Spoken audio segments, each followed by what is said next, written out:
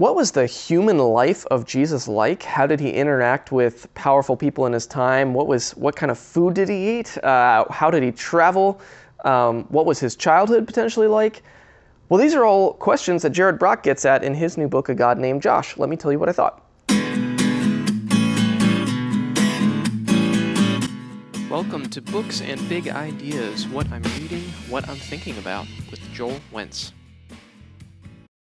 All right, I have here a copy of the new book, A God Named Josh by Jared Brock, and I want to say thank you to Bethany House for sending me a review copy of this. So here are my thoughts. I'm going to talk about this book as I usually do with my main idea, the research, the readability, and my reaction to it. The main idea of A God Named Josh is this is a super accessible study, presentation, kind of suggestion of what Jesus's day-to-day human life as a first century Palestinian kind of nomadic rabbi, what that daily life would have looked like, plausibly. That's what this book is about. Now, I went into this book, I was not familiar with the author, I really didn't know much about it beyond the concept, and I wasn't sure if it would be a narrative study, like almost novelistic in tone. I wasn't sure if it would be like heavily researched with tons of footnotes, or if it'd be more on the, I really wasn't sure what to expect. But this is, what I would say is that this is super accessible, but it's also, it's not narrative in its presentation. It doesn't read like a novel. It reads more like a study, and it is loosely chronologically based in that it goes from the beginning of Jesus' life to the end, but most of it is actually more thematic. So there's chapters on his childhood formation, and then there's chapters on, like I said in the beginning, things that he ate. There's chapters on just day-to-day life in like career and vocation at the time. There's chapters on, obviously, on religious practice. There's a chapter on what it would mean to be a rabbi. There's a chapter on his politics and his political engagement with the powers of the time. So once it gets into the middle of his life, it's much more thematically organized, chapter by chapter, and not so much like a seamless narrative approach. So that's what A God Named Josh is about. The research behind it, it's fairly simple because this is a very accessible book. It's not primarily academic in tone or research driven. I will say that in general, it's very effectively researched in that Jared Brock has done some serious reading on first century life in the Middle East, in the Near East. And there's a section in the back of the book where he talks about the primary texts that helped him research and helped him kind of form his ideas. But it also seems clear that he actually has done some reading in some academic and some journals and some periodicals to try to get at some specific aspects of the setting, which I'll talk about in a minute. So I would say the research seems good. However, my only caveat to that is that it's not exactly clear. Sometimes there are ideas he gets at, like when he talks, there are certain things he gets at in the book that when I read them, I thought, that's a super interesting idea. I'd love to learn more about that. And it's because it's not footnoted. I think as this is really geared at a popular audience, it's not cited and footnoted. It can be hard to specifically trace down, how do I learn more about where he learned about this idea of life in the first century in the ancient Near East.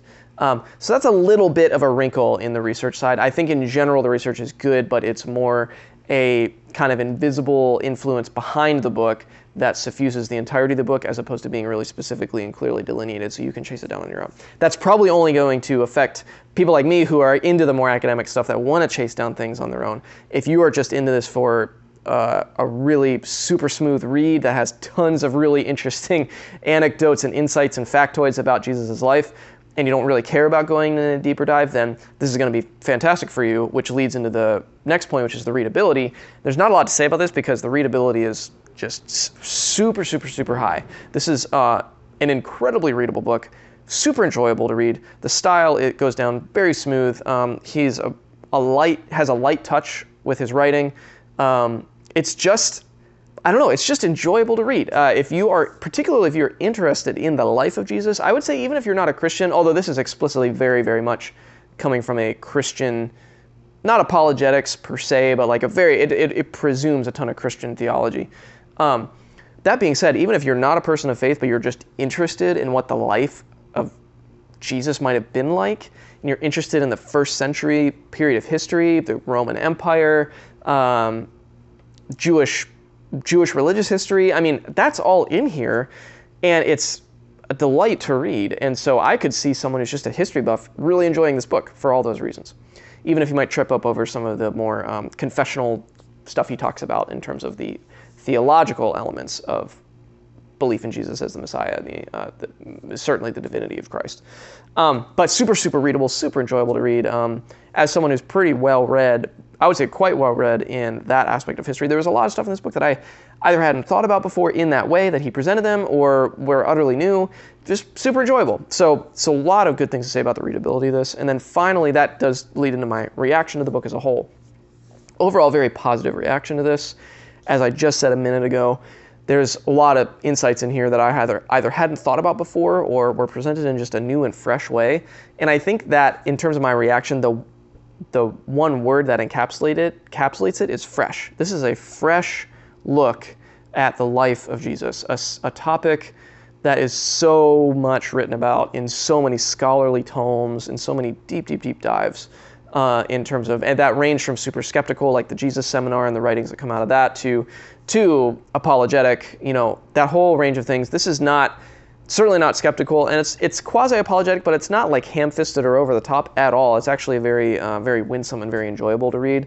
But in that whole realm of publications, this is just very fresh, very enjoyable, very, like I said, winsome.